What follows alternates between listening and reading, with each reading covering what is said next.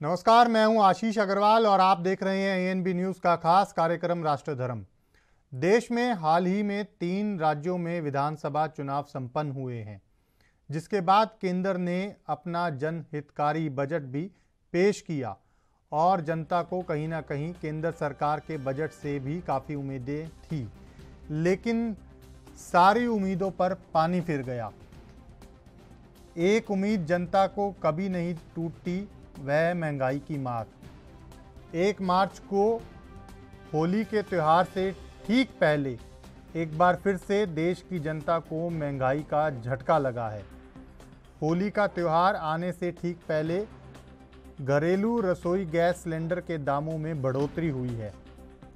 घरेलू बाजार में बुधवार सुबह रसोई गैस सिलेंडर के दाम 50 रुपये बढ़ गए।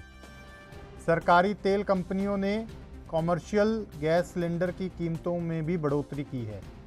कमर्शियल सिलेंडर आज से 350 रुपये महंगा हो गया, जिसे लेकर विपक्ष सरकार पर हमलावर है। तो वहीं देश के कई राज्यों में बड़े दामों के खिलाफ प्रदर्शन भी किए जा रहे हैं।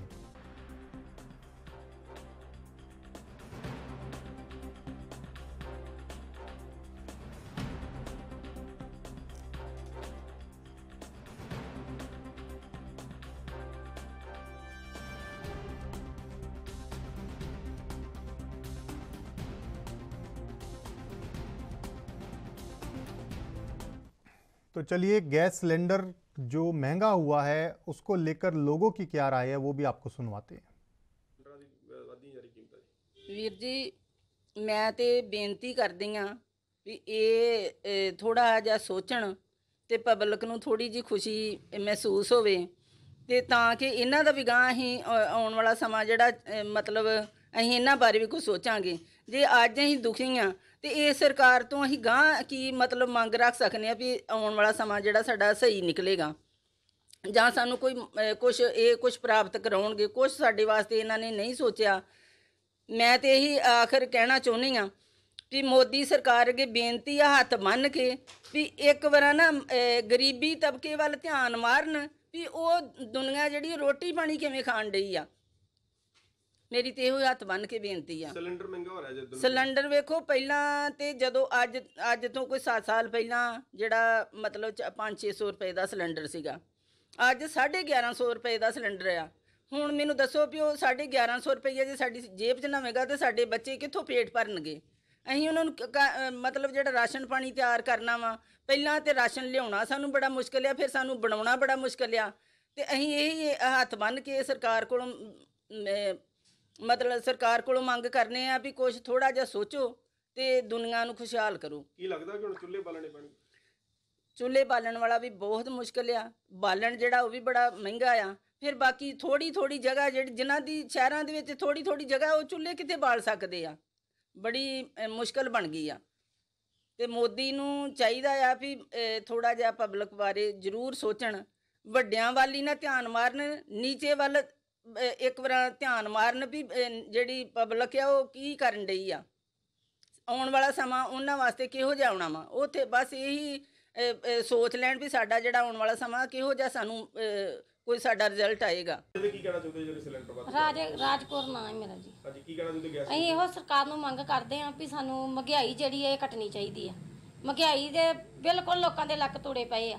ਇੰਨੀ ਕੁ ਜ਼ਿਆਦਾ ਮਹਿੰਗਾਈ ਹੋ ਗਈ, ਕੋਈ ਹਿਸਾਬ ਨਹੀਂ ਹੈ। ਮਹਿੰਗਾਈ ਤੋਂ ਲੋਕ ਅੱਤ ਆ ਗਏ ਆ, ਮਹਿੰਗਾਈ ਤੋਂ ਆ ਗਏ ਨੇ। ਮਹਿੰਗਾਈ ਤੋੜਨੀ ਚਾਹੀਦੀ ਆ। ਕਿੱਥੋਂ ਗਰੀਬ ਕਿੱਥੋਂ ਖਾਊਗਾ? ਜਿਹੜਾ ਗਰੀਬ ਇੱਕ ਜਣਾ ਕਰਨ ਵਾਲਾ ਕਿੱਥੋਂ ਆਪਣੇ ਜੀ ਪਾਲੂਗਾ? ਬਹੁਤ ਜੀ ਪਾਲਣੇ ਔਖੇ ਹੋ ਗਏ ਆ ਪੰਜਾਬ ਦੇ ਵਿੱਚ। ਸਰਕਾਰ ਨੇ ਕੁਛ ਨਹੀਂ ਦੁਨੀਆ ਦਾ ਸੋਚਿਆ। ਜਦੋਂ ਵੋਟਾਂ ਲੈਣੀਆਂ ਹੁੰਦੀਆਂ ਉਦੋਂ ਆ ਜਾਂਦੇ ਆ, ਸਾਨੂੰ ਵੋਟਾਂ ਦਿਓ, ਅਸੀਂ ਆਹ ਕਰਾਂਗੇ, ਅਸੀਂ ਉਹ ਕਰਾਂਗੇ। ਕੱਖ ਨਹੀਂ ਕਰਦੀ ਸਰਕਾਰ।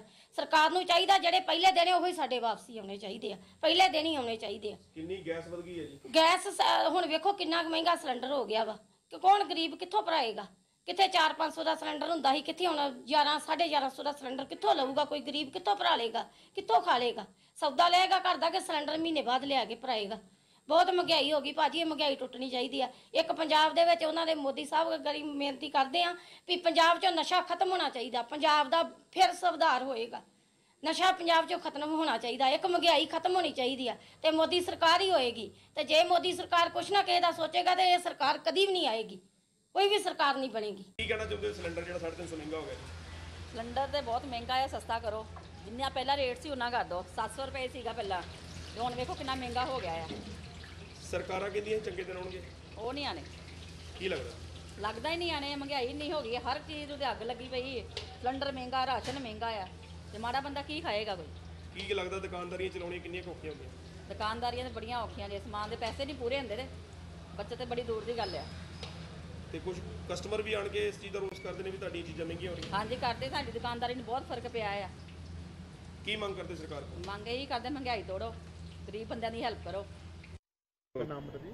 मेरा नाम भारती वाघ है और आज फिर से घरेलू गैस सिलेंडरों के दाम और एलपीजी दामों पर बढ़ोतरी हुई, क्या कहेंगे? मैं सरकार से यही कहना चाहूँगी कि जो दाम बढ़ते जा रहे हैं वो कम करें, ताकि जो हाउस वाइफ है वो अपना घर अच्छे से चला सके, बच्चों की तरफ भी थोड़ा ध्यान दे सके।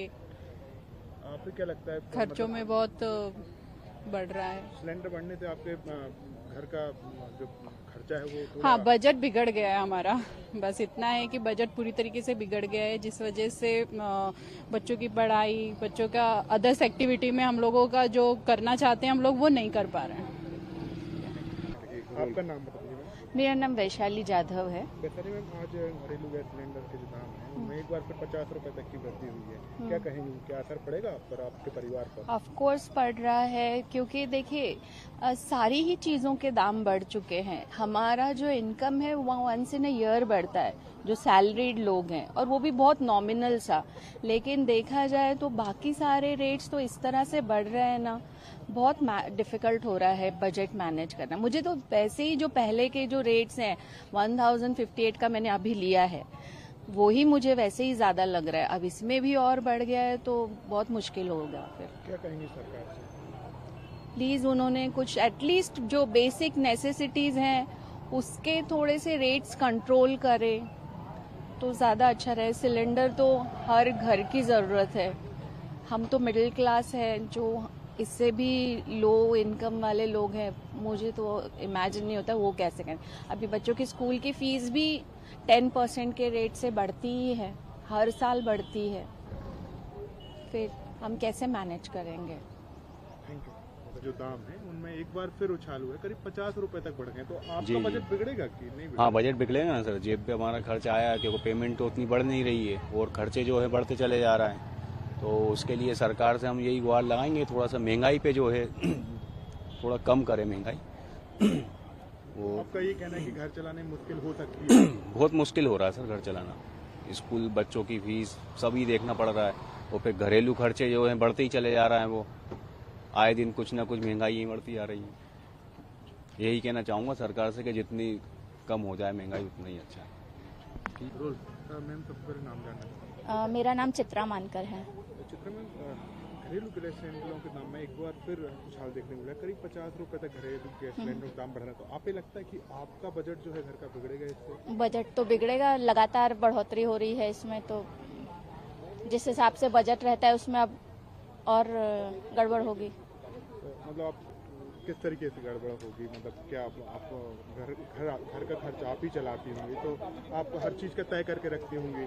हाँ, जो मतलब ऐसे बढ़ोतरी में तो सभी को ही समस्याएं होंगी, जो घरेलू है, बाहरी है। वैसे मैं तो जॉब करती हूँ, लेकिन जो और भी लोग हैं सभी को ही समस्या होगी। 50 रुपए बढ़े हैं तो क्या कहेंगी सरकार? सरकार को सोचना चाहिए एटलीस्ट ये जो चीजें हैं, जैसे गैस सिलेंडर जैसी चीज जो दैनिक उपयोग में यूज होती है, इन चीजों में बढ़ोतरी नहीं करना चाहिए।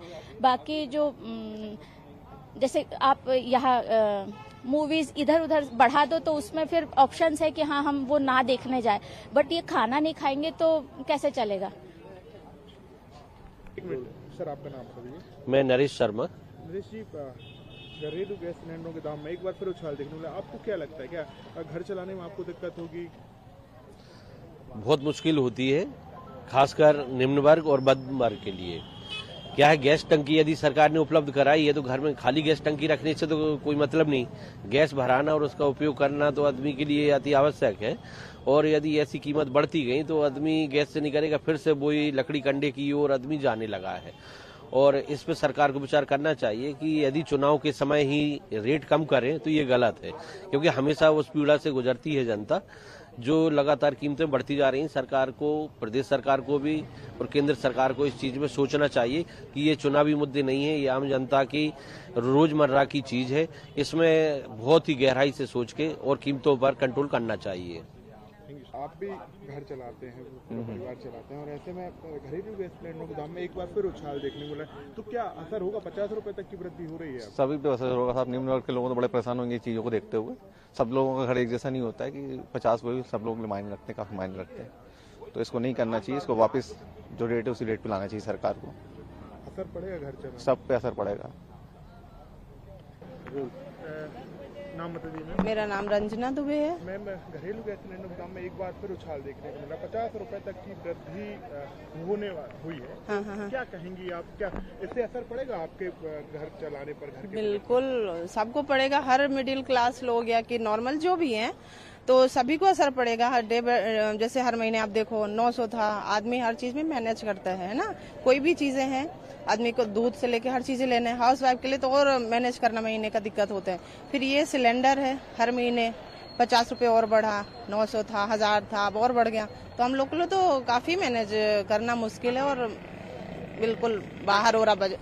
तो ये चीजें होनी चाहिए, लिमिट से होनी चाहिए, या कि रुक जाएं या कि बढ़े ना, या कि सरकार को इसके बारे में थोड़ा सोचना तो चाहिए। मैं ये समझता हूँ कि जिस तरीके से महंगाई बढ़ रही है, इकोनॉमी खराब हो रही है, बड़े बड़े शेयर, अदानी जैसे शेयर्स जो है नीचे गिर रहे हैं। कई और कंपनीज का मैंने नाम सुना कि वो पब्लिक से पैसा उठाने के बारे में सोच रहे थे, मगर उन्होंने वो चीज़ पोस्टपोन कर दी है। ग्रोथ का जो प्रोजेक्शन आज आया है वो भी स्लो डाउन की तरफ जो है इशारा कर रहा है। ये खतरे के संकेत हैं। और जो केंद्र सरकार है, जिसको पूरे दिन रात देश की इकोनॉमी और तरक्की के बारे में सोचना चाहिए, वो अपने छोटे छोटे राजनीतिक दुश्मनों के पीछे जो है षड्यंत्र के अंदर व्यस्त है।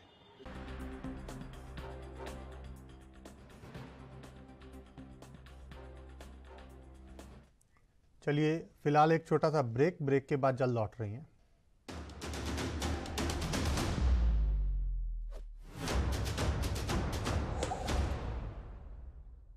ब्रेक के बाद स्वागत है आपका। सीधा चलेंगे मेहमानों के पास और चर्चा की शुरुआत करेंगे।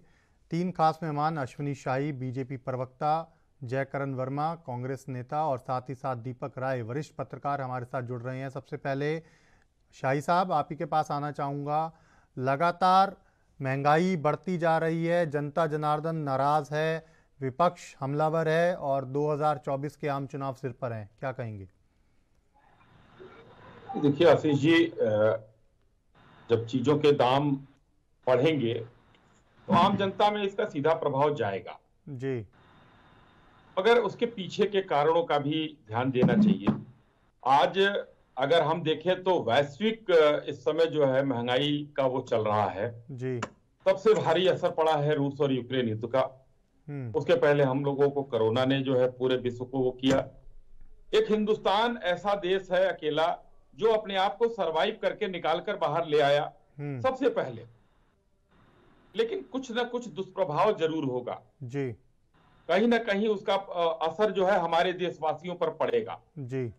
इन्फ्लेशन बढ़ रहा है, देखिए रेपो रेट बढ़ाया गया किसी तरीके से उन चीजों को कम करने के लिए हर तरह के प्रयास किए जा रहे हैं जी। लेकिन फिर भी हम ये देखना चाहेंगे कि एक अगर कंपेयर किया जाए, कंपेयर करने वाली चीज होनी चाहिए जी।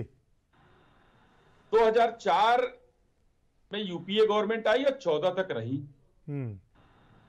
माननीय श्रद्धेय अटल जी की सरकार थी, इनको जो है महंगाई रेट दिया था उन्होंने बहुत 3.76%। और उसके बाद 10 सालों में 9 बार डबल डिजिट में ये लोग लेकर गए महंगाई जी। डबल डिजिट में लेकर 9 बार गए और जब हमको इन लोगों ने दिया तो 6.65 दिया। और आज क्या है ये देख लीजिए 9 साल बाद तो हमने इनसे ज्यादा 6.65 इन लोगों ने दिया था हमको और आज देख लीजिए आज हमको लग रहा है 6.05 है। नहीं, लेकिन इसी के शाही आसपास साहब 6 से नीचे। शाही साहब, ये आंकड़ों का जो खेल है ये कहने में तो अच्छा लगता है, लेकिन जनता जनार्दन जो सिलेंडर आज से 10 साल पहले 300 रुपये 400 रुपये में खरीद रही थी, आज उसके दाम 1200 से 1300 रुपये पहुंचने की तरफ आ गए हैं। अभी हम लोगों ने जो प्रतिक्रियाएं सुनाई, मुझे लगता है आपने सुनी होंगी वो भी। मैंने पूरा सुना और मैं उसका जवाब भी देना चाहूंगा जी कि हम लोग 2014 के पहले भी गैस सिलेंडर खरीदते थे। हाँ। और उसका जो है हम लोग पहले जाते थे, सुबह जाकर लाइन लगवाते थे और लाइन लगा के शाम को सिलेंडर खत्म हो जाता था। और 1241 रुपए का सिलेंडर मैंने खरीदा है 2014 में। 1 जनवरी 2014 को 1241 रुपए का सिलेंडर था। 200 रुपए किलो अरहर की दाल हमने खरीदा है। अब पता नहीं आपकी अवस्था क्या रही होगी, मैं नहीं जानता कि उस समय याद है कि नहीं है। मुझे ये है कि याद है कि नहीं है, लेकिन मुझे याद है। मैं सब याद करा दूंगा, पहले आप अपनी बात पूरी कीजिए। मैं अपनी अवस्था और आपको दोनों तमाम स्थितियां, जनता की भी स्थिति याद करा दूंगा। एकदम याद है जनता की स्थिति और इन लोगों को। और उस वक्त आपकी पार्टी ने जो वादे किए थे वो भी मुझे लगता है आपको याद होंगे। एकदम वादे किए थे। हाँ। और वादे सब याद है और सारे वादे हम लोग पूरे करने की कोशिश कर रहे हैं जी। लेकिन हमें नहीं पता था कि कहां से कोरोना आ जाएगा और इतना बड़ा भयानक साल भर का ये युद्ध छिड़ जाएगा। ये तो भारतीय जनता पार्टी को और चाहे किसी देश के किसी दल को नहीं पता था। तो ये सब वैश्विक चीजें भी आई हैं जिसमें हमको इसका सामना करना पड़ा। और जो आप कह रहे हैं, मैंने स्पष्ट रूप से कहा, इन आंकड़ों से कोई मतलब नहीं है आम जनता को। सच्चाई है, मैं सहमत हूं, मगर ये आंकड़े से ही सरकार चलती है। सरकार इन्फ्लेशन रेट बढ़ाती है तो आंकड़ों में आता है। आज महंगाई का आप कहेंगे तो खुदरा महंगाई और थोक महंगाई आप आंकड़े में देखेंगे, उसको आप जनता के उससे नहीं करेंगे। हमको वो भी दिन याद है, 200 रुपए किलो प्याज पर सरकार चली गई थी भारतीय जनता पार्टी। बिल्कुल, ये वो भी दिन याद है। तो लेकिन आज जो है स्थितियां ऐसी बनी है कि वैश्विक महंगाई के दौर में बहुत सी चीजें हम लोग कोशिश कर रहे हैं कि उसको जो है, देखिए हमारा मैन्युफैक्चरिंग सेक्टर थोड़ा डाउन हुआ है, लेकिन एग्रीकल्चर सेक्टर हमारा बढ़ा है और अनुमान है रियल एस्टेट हमारा बढ़ रहा है जी। कोरोना के बाद अब काफी ठीक ठाक उठ रहा है, होटल व्यवसाय उठ रहा है, ट्रांसपोर्टेशन उठ रहा है। तो धीरे धीरे चीजों को अप डाउन होकर चलेगा। मैन्युफैक्चरिंग गिरा है, थोड़ी सी मांग और सप्लाई का जो है मामला बना है इस समय। तो ये आंकड़े बन रहे हैं और वो चीजें फर्क पड़ेगा। और अल्टीमेटली होता क्या है, फिर वही आपने जो कहा, परेशानी हमारे और आपके ऊपर ही आती है। ठीक है वर्मा जी। आवाज बहुत धीमी मिल पा रही है, क्या कारण? जी आवाज बहुत धीमी आ रही है। नहीं, आप बोलिए, हमें आवाज मिल रही है। हेलो, बोलिए वर्मा जी, आवाज आ रही है आपकी।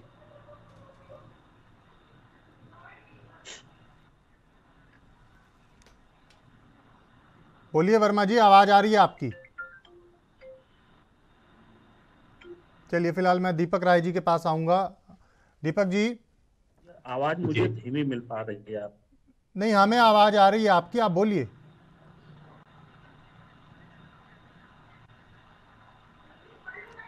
वर्मा जी, शाही साहब याद करा रहे हैं 2014 की स्थितियां और आज की भी बात वो कर रहे हैं कि आंकड़ों की क्या आज की स्थिति है। नहीं, देखिए आशीष जी, भारतीय जनता पार्टी कह रही है, आप लोग कह रहे हैं गैस सिलेंडर के दाम बढ़ गए हैं, लेकिन हमारे जैसे कार्यकर्ताओं को, जनता को विश्वास नहीं हो पा रहा है, क्योंकि जब तक स्मृति ईरानी जी इस बात को ना मान ले कि गैस सिलेंडर का दाम बढ़ा है, महंगाई है, हमारे देश के वित्त मंत्री जी इस बात को ना मान ले कि गैस सिलेंडर का दाम बढ़ा है, महंगाई है, तब तक हमारे जैसे भोले भाले नादान लोग कैसे मान लें? क्योंकि मुझे पूर्ण विश्वास है कि भारतीय जनता पार्टी की नेता मंत्री स्मृति ईरानी जी जब गैस सिलेंडर लेकर सड़कों पर उतरेंगी तभी हमें विश्वास होगा कि गैस सिलेंडर का दाम बढ़ा है। अभी हमारे भारतीय जनता पार्टी के नेता प्रवक्ता महोदय भाजपा के शासन काल के पहले के रेट बताने का काम कर रहे हैं। अरे महोदय, सीधा सीधा ये बताइए कि आपकी सरकार के पहले कांग्रेस के शासन काल में कितने में सिलेंडर मिलता था, आपके शासन काल में आपकी सरकार में कितने में सिलेंडर मिल रहा है। बिल्कुल। ये आंकड़ों का खेल, ये अडानी अंबानी को समझाइए, उनसे समझने का काम कीजिए। हमारे जैसे ग्रामीण लोग, शहरी लोग, किसान लोग, मजदूर लोग सिर्फ ये जानना चाहते हैं कि जब कांग्रेस की सरकार थी तो 350-400 में सिलेंडर मिलता था, आपके राज्य में 1100-1200 में मिलने का काम कर रहा है। आप आंकड़ों पर मत जाइए, क्योंकि मैं आशीष जी बड़ी जिम्मेदारी के साथ कह सकता हूं कि मोदी सरकार में हर वह व्यक्ति, जब देश हमारा अर्थव्यवस्था में चौपट हो रहा है, देश को बेच बेच कर हमारे देश के माननीय मोदी जी देश को चला रहे हैं और रोजगार के नाम पर हमारे नौजवानों का हाथ खाली है जी। अर्थव्यवस्था के नाम पर कहीं कुछ दिखाई नहीं पड़ रहा है जी। फिर भी मोदी जी हमें लालीपाप दिए जा रहे हैं कि हम विश्व गुरु बनने जा रहे हैं। कौन सा विश्व गुरु, कैसा विश्व गुरु? जब आप एक तरफ कहते हो, सदन में भाषण देते हो कि हम इस देश के 80 करोड़ लोगों को मुफ्त में भोजन देते हैं, मुफ्त में अनाज देते हैं, दूसरी तरफ स्वयं पीठ थपथपाने का काम करते हो कि हम विश्व गुरु बनने जा रहे हैं, हम विकासशील से विकसित होते जा रहे हैं। दुर्भाग्य है कि हमारे देश में आज ऐसे प्रधानमंत्री, हम दो, हमारे दो की सरकार चल रही है। देश रहे चाहे बिक जाए, देश की सारी संस्थानें बेच बेच कर माननीय मोदी जी आप देश को चला रहे हो। देश को इतना मत गुमराह कीजिए। आपने देखा होगा आशीष जी, इसी हरकतों के नाते हमारे पड़ोसी देश श्रीलंका ने भी यही काम करने का काम किया था, जो काम आज हमारे मोदी और अडानी साहब कर रहे हैं। वहां की जनता का ठीक है। फिलहाल मुझे एक छोटे से ब्रेक के लिए रुकना है, ब्रेक के बाद जल्द लौट रहे हैं। छोटा सा ब्रेक।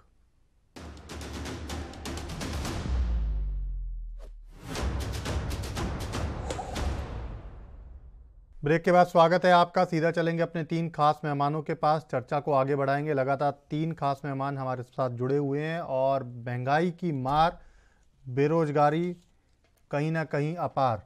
दीपक राय साहब, आपके पास आऊँगा। ये 2 मुद्दे ऐसा नहीं लगता आने वाले समय में चुनावों के वक्त मोदी सरकार के लिए, बीजेपी के लिए चिंता का बड़ा विषय बन सकते हैं? देखिए आशीष जी, ये महंगाई जो है ये डायरेक्ट जनता से रिलेटेड है, बिल्कुल जरूर इम्पैक्ट पड़ता है जी। दूसरी तरफ देखिए, आज जो गैस का दाम बढ़ा है जी, आज 2 साल से, देखिए 2 साल में ये 595 रुपए था, आज ये 1150 रुपए, डबल एक तरह से बढ़ गया। तो हर चीज के दाम बढ़ रहे हैं, चाहे आटा को लीजिए, दूध 12 रुपए बढ़ गया, आटा बढ़ा, चावल दाल सब कुछ बढ़ रहा है जी। सबसे बड़ी चीज आज की जो घटना, सबसे बड़ी चिंता इस बार की गवर्नमेंट इससे कैसे निकलेगी जी। हम 5वीं इकॉनमी बन रहा है, वर्ल्ड की सबसे अच्छी इकॉनमी बन रहा है, लेकिन सबसे बड़ी चीज अभी जो डेटा आए हैं वो बड़ी चिंता का विषय है। ग्रोथ रेट अभी 7 के गवर्नमेंट कर रही है, 7% जो हम अचीव कर लेंगे जी। आप देखिए 22-23 का जो फर्स्ट क्वार्टर था 13.5 था, सेकंड क्वार्टर में 6.5 होता है, अभी थर्ड क्वार्टर में 4.4 होता है। और भी चीजें देखिए तो जो है, अब चाहे आप ये इंडस्ट्रियल प्रोडक्शन देखिए, वो भी 1 पॉइंट मतलब एक तरह से नेगेटिव उसमें आ रहा है। तो सबसे बड़ी चीज अगर कारणों को देखिए, वो बड़ा चिंता का विषय है। लोग, महंगाई बढ़ी है, लोगों के पास पैसे कम है, स्पेंडिंग कम हो रही है। एक जो जनरल कंजम्पशन होता है वो कम हो रहा है, गवर्नमेंट की स्पेंडिंग कम हो रही है, तो सवाल है कि डिमांड जो है वो घटती जाएगी, ठीक है। फिर इंडस्ट्रियल प्रोडक्शन वो भी कम होता है, तो पूरी इकॉनमी जो है इससे प्रभावित होगी। सबसे बड़ी चिंता का विषय है कि गवर्नमेंट इस पे आगे कैसे निकल कर उभरेगी, ये बहुत बड़ा विषय है। दूसरी तरफ ये गवर्नमेंट जवाब देना होगा। तेल पेट्रोल के दाम देखिए, 4 महीने से पूरे वर्ल्ड में जो है पेट्रोल दाम के इसके डीजल और पेट्रोल के दाम पूरे इंटरनेशनल मार्केट में घटे हैं और 40% घटा है। उसके बाद इंडिया को फायदा हो रहा है कि 10% रसा से कम मिल रहा होती। तो कहीं कहीं गवर्नमेंट एक तरह से बैकफुट में आ रही है, जवाब नहीं दे पा रही है। तो ये जो है इस पे जवाब गवर्नमेंट को देना होगा कि आप महंगाई बढ़ रही है उस पर आप क्या कर रहे हैं। दूसरी तरफ हमारा सप्लाई सिस्टम एकदम बैठ गया, जहाँ 2 रुपए किलो प्याज बिक रहा है। और अब जो 3 स्टेट जो आज घटनाएं सामने आई बहुत दुखद है कि जो नागपुर में प्याज का जो कांड हो रहा है, चाहे आप छत्तीसगढ़ में बैगन देखिए, आप लेके जाता है किसान कितना 532 किलो, उसको 2 रुपए मिलता है, 4 रुपए मिलता है। चाहे आप तेलंगाना में टमाटर लीजिए, इतना अधिक है उसके दाम, फिर भी हमें जो प्राइस उसकी मिलती खरीदने चाहिए तो अब 40 रुपए। तो ये जो स्थिति पूरी है, तो ये कहीं कहीं महंगाई में कंट्रीब्यूट कर रही है। आज जनता जो है एक तरह से परेशान है, सरकार को उस पर जवाब देना चाहिए। जी हाँ। लेकिन दीपक जी, आपको नहीं लगता कि अभी अश्विनी जी भी जिस तरह से आंकड़ों की बात कर रहे थे, तो क्या जनता इससे सेटिस्फाइड हो पाएगी? इस तर्क से क्या जनता जो परेशान है वो ये खत्म कर देगा? देखिए, गवर्नमेंट के सामने चुनौतियां तो बहुत है, लेकिन कुछ ऐसी चीजें हैं जो गवर्नमेंट के हाथ में, और वो स्टेट गवर्नमेंट सेंट्रल गवर्नमेंट मिलकर हाथ में करना होगा। सवाल जो सप्लाई का जो आज टमाटर और प्याज और बैगन के साथ खेल हो रहा है, तो उस पर कहीं के गवर्नमेंट सोचना होगा कि ये चीजें बड़ी मतलब एक तरह से चिंताजनक विषय है। गवर्नमेंट जवाब तो देना होगा। देखिए, आप कहिए कि आप यूक्रेन का युद्ध, उससे आपको तो फायदा हुआ है। पेट्रोल पेट्रोल आपको सस्ते रेट पे मिल रहा है रशिया से, जो कि यूरोप को नहीं मिल रहा है। तो सबसे बड़ी चीज देखिए, आज जनता के सामने अगर खाने नहीं है तो उसको 5 ट्रिलियन इकॉनमी और 5th वर्ल्ड इकॉनमी जो है वो उसको ध्यान देगा, उसको तो रोटी में भी मतलब भगवान दिखेगा।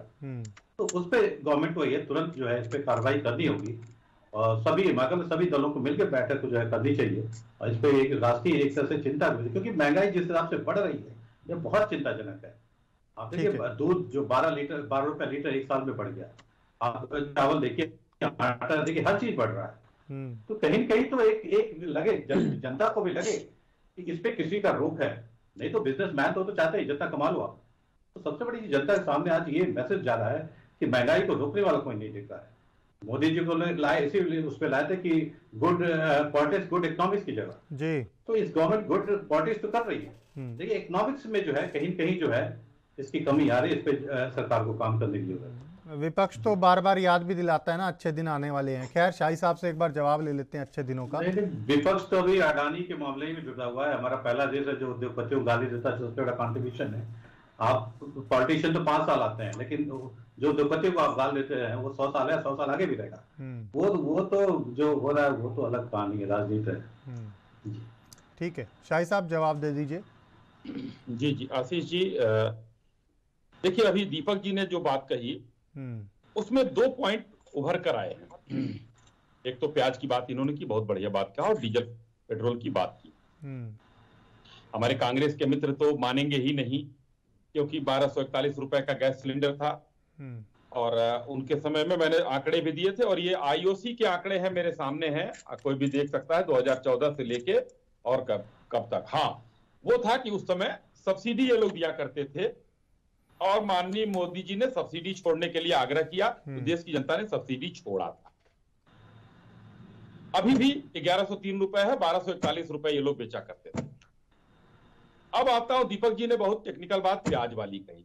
दीपक जी, आज ही के दिन के लिए कि हमारे किसान भाइयों को दिक्कत न हो, हम बिल लेकर आए थे। कहां गए वो विरोधी नेता?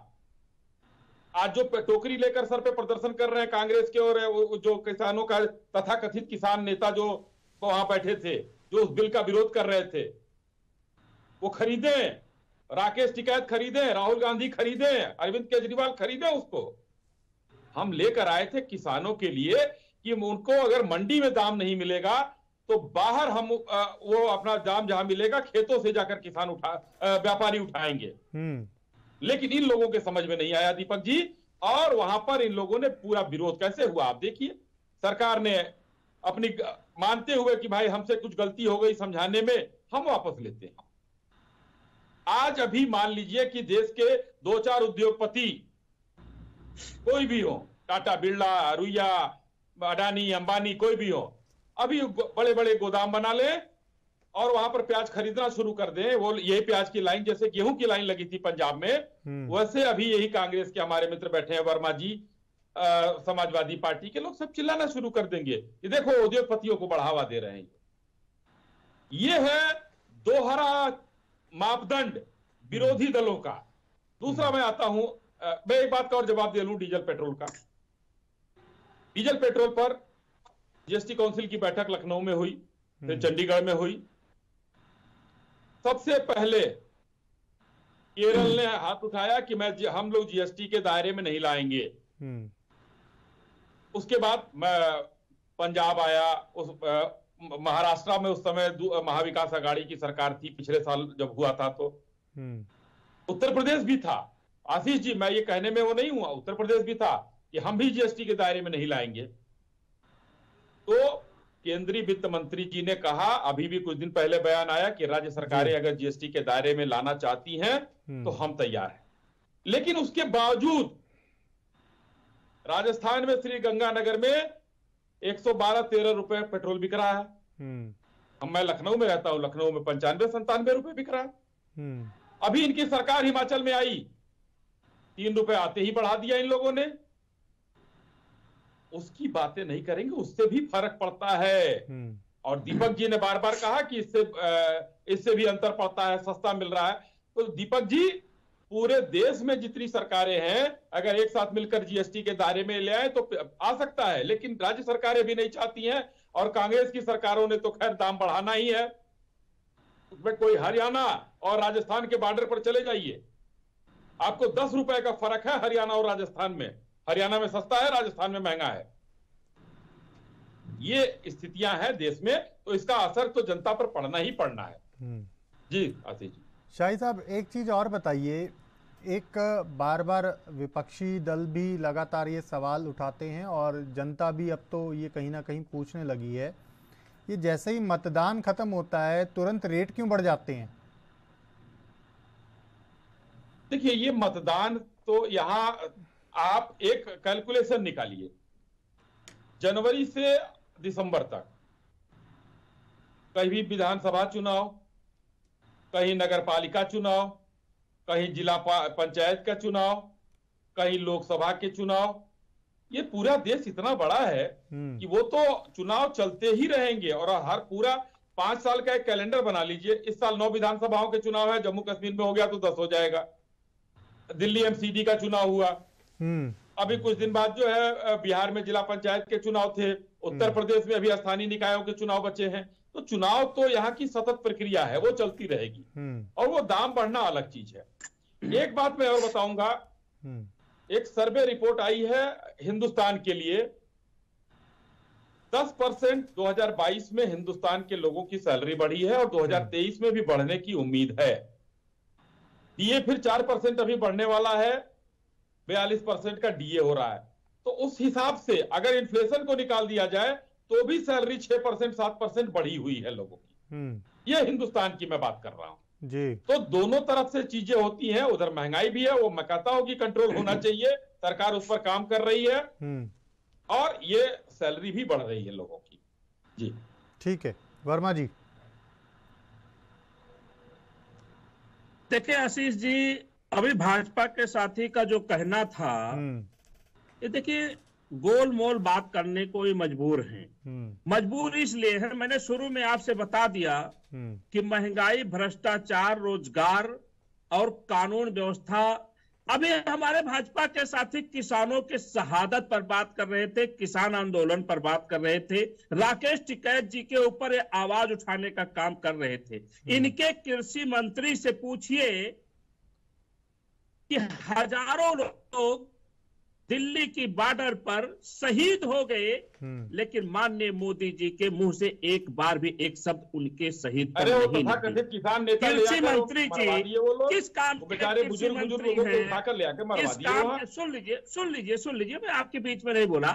किस काम के कृषि मंत्री हैं कि हजारों किसान शहीद हो जाते हैं आपके घर के दरवाजे के सामने, आपके मुंह से एक शब्द भी उनके लिए नहीं निकलता। आप कठपुतली की तरह हो, आपके पास कोई पावर नहीं है। आप कृषि मंत्री नाम के थे, सब कुछ तो माननीय मोदी जी ने अपने हाथों में लेने का काम किया था। मैं भाजपा के साथी से पूछना चाहता हूं कि जब आपने काला कानून लाने का काम किया था वो सही है, या आपने जब वापस लेने का काम किया था वो सही है? जब आपने कानून लाने का काम किया था तो आपने उसकी अच्छाइयां गिनाने का काम किया था, और जब आपने वापस किया तब भी अच्छाइयां गिनाने का काम किया था। तो जट भी पेरे पट भी मेरे, ऐसा नहीं चलेगा। मैं आशीष जी, भारतीय जनता पार्टी के लोगों को इस देश की जनता से मतलब नहीं है। भारतीय जनता पार्टी के लोगों को, माननीय मोदी और अडानी जैसे लोगों को इस देश के किसानों, मजदूरों और नौजवानों रोजगार से मतलब नहीं है। इनको मतलब है हम दो और हमारे दो से, इनको मतलब है अडानी और अंबानी जी से, इनको मतलब है सिर्फ और सिर्फ अमित शाह जी से, इनको मतलब है सिर्फ और गुजरात से, क्योंकि इन्होंने जो ब्रांड बनाने का काम किया था, गुजरात को एक मॉडल पेश करने का काम किया था।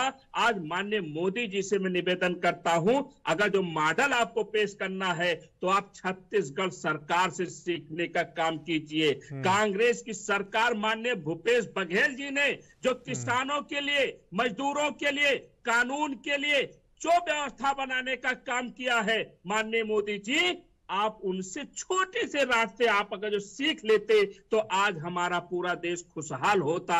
लेकिन आपको विकास के नाम से नफरत है। आपको जो देश के हित की बात करेगा उनसे नफरत है, जो राष्ट्र के हित की बात करेगा उनसे नफरत है। अगर जो आज जयकरण वर्मा या कोई कांग्रेसी या कोई जनता ये कहते कि देश में गैस सिलेंडर का भाव बढ़ गया है तो देशद्रोही कहलाएगा, क्योंकि उनको पसंद नहीं है सही बातें कोई देश में कह ले। तब तक मैं इसीलिए बार बार कह रहा था कि महंगाई नहीं हुई है आशीष जी, क्योंकि स्मृति ईरानी जी अभी गैस सिलेंडर लेकर के अभी सड़कों पर नहीं उतरी हैं। हमारे देश ठीक है, फिलहाल मुझे एक छोटे से ब्रेक के लिए रुकना है। ब्रेक के बाद भी चर्चा जारी रहेगी। जल्द लौट रहे हैं, छोटा सा ब्रेक।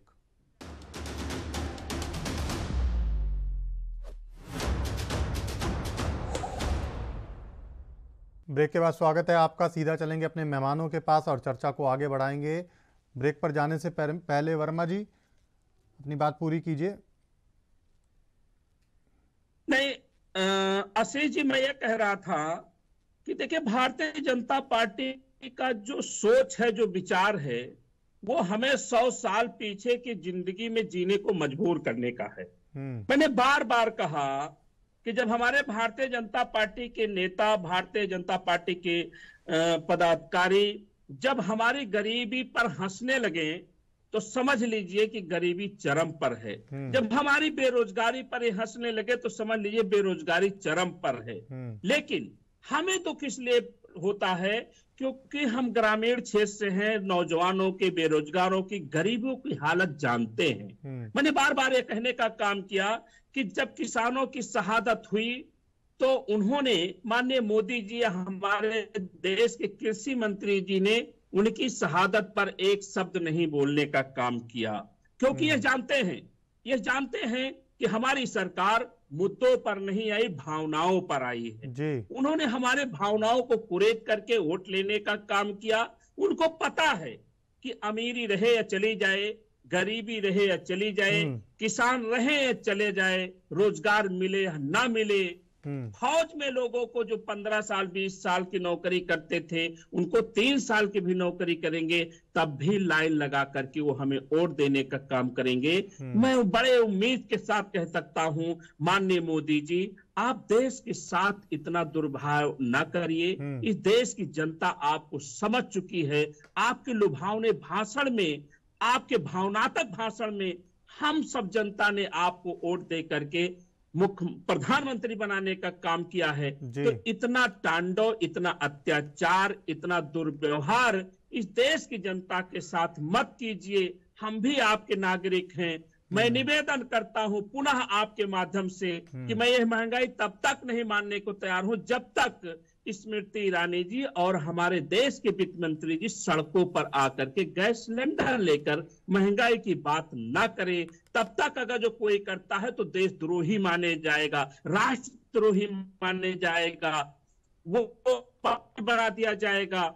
कुछ भी ये भारतीय जनता पार्टी के लोग कह देंगे, बुलडोजर चला देंगे, क्योंकि जब सत्य बात होती है तो ये नोटिस थमा देते हैं, माँ बेटी को घर में जिंदा जला देने का काम करते हैं। अमेठी में ये चलिए ठीक है, मैं क्योंकि समय का अभाव है, मुझे दीपक जी के पास जाना है, मैं लौटूंगा आपके पास वर्मा जी। नहीं है, महंगाई से मतलब नहीं। ठीक है वर्मा जी, आपके पास आऊंगा मैं। दीपक जी, एक दौर था जब भाजपा सत्ता में नहीं आई थी और सिलेंडर, तेल के दाम और दूसरी जितने भी खाद्य पदार्थ हैं उनकी दामों को लेकर लगातार समय समय पर प्रोटेस्ट करती थी, लेकिन आज कीमतें 2 गुना से भी ज़्यादा बढ़ चुकी हैं और जनता जनार्दन परेशान है।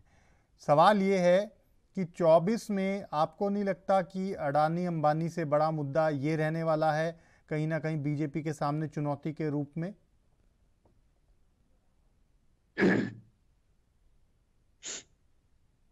दीपक जी, वो आवाज आ रही है आपको? जी जी बोलिए। राजनीतिक परिस्थितियां बदल रही हैं हमारे भारत में, और सत्ता पक्ष बीजेपी जो है राजनीतिक पार्टी, इतना मतलब इनका संगठन मजबूत है, और जो कहते हैं सबसे एग्रेसिव पॉलिटिक्स जो है वो बीजेपी अब कर रही है। तो आप ये कहिए कि महंगाई हुआ, रोजगार हुआ, और भी जो मुद्दे अडानी अंबानी के जो मुद्दे आ रहे हैं वो एक साल तक खिंचेंगे ऐसा नहीं हुआ, कुछ ना कुछ मुद्दा आता रहेगा। आप देखिए जैसे अभी कल सिसोदिया जी का मुद्दा आ गया, फिर आगे कुछ और मुद्दे आएंगे, तो चीजें चेंज होती रहेंगी। तो आप ये कहिए कि आज से महंगाई का मुद्दा जो है वो साल भर तक चलेगा, ऐसा नहीं होगा। फिर दूसरी तरफ मैंने कहना चाहूंगा कि देखिए महंगाई का जो मुद्दा है, स्टेट गवर्नमेंट सेंट्रल गवर्नमेंट दोनों मिलकर ही जो है इस पे काम करेंगे तभी होगा। अभी मैं वर्मा जी को सुन रहा था, इन्होंने शायद महंगाई पे कम बात की और मुद्दों पर अधिक बात की, और शायद अभी जो कांग्रेस में जो महाधिवेशन हुआ, जनता भी वहाँ पे आंख लगाए बैठे थे कि कांग्रेस सर्वेक्षण को ऐसी चीजें निकल के आएंगी जहाँ कांग्रेस की सर्वेक्षण में देश की समस्याओं पर चर्चा होगी। लेकिन शायद चर्चा कहीं और हुई, सत्याग्रह पे चर्चा हुई, और चीजों पे चर्चा हुई, सत्याग्रह के बोर्ड पे ही समझाने पे ही चर्चा हो गई, और चीजों पे चर्चा नहीं। दूसरी तरफ जो साहित्य बोल रहे थे, सही बात है, ये बहुत अच्छी तरह अपने तार्किक आधार से समस्याओं को साफ करने की कोशिश करते हैं, बहुत अच्छी तरह अपनी काम करते हैं। मैं आज भी कहता हूँ देखिए अभी बीजेपी जो है कभी कभी असहाय समझती है अपने को, वाले उसकी जवाबदेही जनता के प्रति होती है। आप ये कहिए ये जो आंदोलन था किसानों का, ये केवल विपक्ष के हल्ला कर रहे थे, इस वजह से शायद हमने वापस किया, कहीं कहीं ये चीज ये संदेश आया। लेकिन आपकी जवाबदारी केवल जनता के प्रति है। राहुल गांधी को देश के नहीं है, खड़गे जी देश है, पूरा विपक्ष देश नहीं है, जनता अलग है, राजनीतिक पार्टी है। आपकी सबसे बड़ी आजकल की हमारी राजनीति है कि पार्टियां एक दूसरे पर जवाबदेही बन गई कि हम कोई काम उठाएंगे तो हमारा विपक्ष जो है उससे आलोचना करेगा, उसको करेगा। किसान आंदोलन का पूरा जो है एक तरह से बढ़ दिया गया है विपक्ष से, तो उन्होंने जो है उसको फेल कर दिया। सवाल है कि आप जनता के प्रति जवाबदारी है, आंदोलन चल रहा था, तो अगर आप सही है तो आपको खड़े रहना चाहिए, नहीं अगर वो उस समय खत्म होता आगे उससे चर्चा होनी चाहिए, वहाँ पे नहीं छोड़ना चाहिए था। आप कहिए विपक्ष में आप देश छोड़ रहे, तो ये भी कोई वो सोल्यूशन नहीं होगा। लेकिन सबसे बड़ी चीज है कि मैं आज भी कहता हूँ, अगर कांग्रेस को इतनी महंगाई की चिंता हुआ, और भी जो आपके साउथ में स्टेट हैं, तो महंगाई का जो एक मुद्दा है जो सबसे बड़ा कॉन्ट्रीब्यूट होता है महंगाई को रोकने में करते स्टेट का भी होता है कि आप क्यों नहीं आप जीएसटी से भागते हैं डीजल पेट्रोल को लाने में। तो हर जगह जो है पूरी विपक्षी पार्टियां जो है चाहे सत्ता पक्ष में कहीं से एक तरह से जो वैलिड रीजन होता है शायद वो जनता को देने में सफल हो, क्योंकि जवाबदेही उनकी हमेशा विपक्ष को और विपक्ष को सत्ता पक्ष को। जब तक जनता के साथ आप जवाब देंगे, कांग्रेस इतनी चलता है तो आप राजस्थान में इस पे जीएसटी कम कीजिए, चाहे जीएसटी के दायरे में लाइए, और भी चीजें जो है महंगाई जो है ऐसे कामों में विशेष रूप में रोक सकती है, ऐसा नहीं है। आप होल्डिंग हो रही है, क्यों नहीं एक्सेप्ट करते कि होल्डिंग हो रही है, महंगाई बढ़ाई जा रही। तो कई समस्या है स्टेट गवर्नमेंट है, वो जो है स्टेट गवर्नमेंट को लेना होगा। वही मैं कहता हूँ कि आज स्टेट गवर्नमेंट सेंट्रल गवर्नमेंट के बेटर कोऑर्डिनेशन से ही सभी मुद्दों का जो है हल निकाला जा सकता है। देखिए आशीष जी, दो बातें आई हैं अभी। पहला देखिए महंगाई का मुद्दा एकदम है, और अभी जैसे हमारे वर्मा जी कह रहे थे, और आपने एक सवाल पूछा कि भारतीय जनता पार्टी सत्ता में नहीं थी तो जो है प्रदर्शन करती थी। बिल्कुल। आशीष जी ये बताइए कि इतने दिन से ये लोग महंगाई महंगाई महंगाई हर साल करते हैं, आप जरा 2 बार के प्रदर्शन को बता दीजिए कि पूरे भारतवर्ष के स्तर पर कुछ प्रदर्शन हुए हैं। हमारा प्रदर्शन तो याद है, और वर्मा जी ने कई बार कहा स्मृति ईरानी जी का प्रदर्शन और ये वो। विपक्ष को कहीं भी आपने देखा प्रदर्शन करते हुए? दूसरी बात, ये महंगाई आज से नहीं है। 60 के दशक का गाना हमको याद आता है, हाय हाय रे महंगाई तेरी 2 टकिया की नौकरी। ये 60 के दशक में बना था, आज नहीं बना था। तो महंगाई का उस समय भी दौर था। असली बात यह है कि आप प्रबंधन कैसे करते हैं। सरकार ने जो स्थिति आज कोरोना की आई, जो इधर युद्ध की आई, उसमें जितना कुशल प्रबंधन भारत सरकार ने किया है, सीतारमण जी ने किया है, वो सराहना के पात्र है। और ये सरकार, माननीय प्रधानमंत्री जी सराहना के पात्र हैं। नहीं तो स्थितियां इतनी गड़बड़ हो जाती। मैं आपको एक टेबल बता सकता हूं कि जो उसका जो क्या कहते हैं इंडेक्स जो था, वो इंडेक्स का ये देखिए 2004 से ही लेके चल रहा हूं। 3.7 हम लोगों ने दिया था और उसके बाद इनका घटते घटते घटते आ गया था 5.25 तक ले आए थे। लेकिन जो 10% जो बढ़ा था उसकी क्या स्थिति है। और आज का देखिए, हम लोगों ने 6%, 6.25%, 6.5%, इससे ऊपर नहीं जाने दिया है। मगर फिर भी हम मानने के तैयार हैं, चलिए आम जनता के बीच में एक चीजें जा रही हैं कि कुछ चीजें महंगी हो रही हैं और उसके लिए भी रेपो रेट बढ़ाया गया। रेपो रेट बढ़ाकर हम कुछ इन्फ्लेशन, कुछ महंगाई को पर काबू पाएंगे। कोशिश जारी है। तो कोशिश का ज्यादा महत्व है, क्योंकि वैश्विक परिस्थितियां ऐसी हैं कि आज देखिए पूरे एशिया में, पूरे विश्व की बात कर रहे हैं। जो अभी हमने सैलरी इन्फ्लेशन की बात बताई कि सैलरी बढ़ने वाली है, एशिया के देश हैं जो सबसे टॉप पे इंडिया है, दूसरे नाम पर वियतनाम आएगा। तो ये चीजें आज भारत में हो रही हैं। आज भारत ऐसे ही नहीं 5वीं अर्थव्यवस्था बन गया है। कहीं ना कहीं कुछ काम किए गए हैं, आर्थिक सुधार के काम किए गए हैं। हाँ, कुछ परिस्थितियां होती हैं जो अप डाउन होती है। यही अभी IMF कुछ और कह रहा था, कुछ अब आंकड़े कुछ और आए हैं। अभी दीपक जी ने भी बताया कि ये आंकड़े, लेकिन दीपक जी मैं आपको कहूंगा दिखने में चिंताजनक है। चलिए 13.5% माइनस से हम उठाकर 13.5% ले गए थे। तो फिर हम इस चीज को लेकर जाएंगे। आत्मनिर्भर भारत का जो चल रहा है हिंदुस्तान में, और मेक इन इंडिया, आज वहीं पर थोड़ा सा है। शाही साहब, क्योंकि समय का अभाव है, मुझे चर्चा को यहीं विराम देना होगा। आप सभी मेहमानों का हमारे साथ चर्चा में जुड़ने के लिए शुक्रिया। मेरे साथ अभी के लिए इतना ही। आप देखते रहिए ANB न्यूज़। नमस्कार।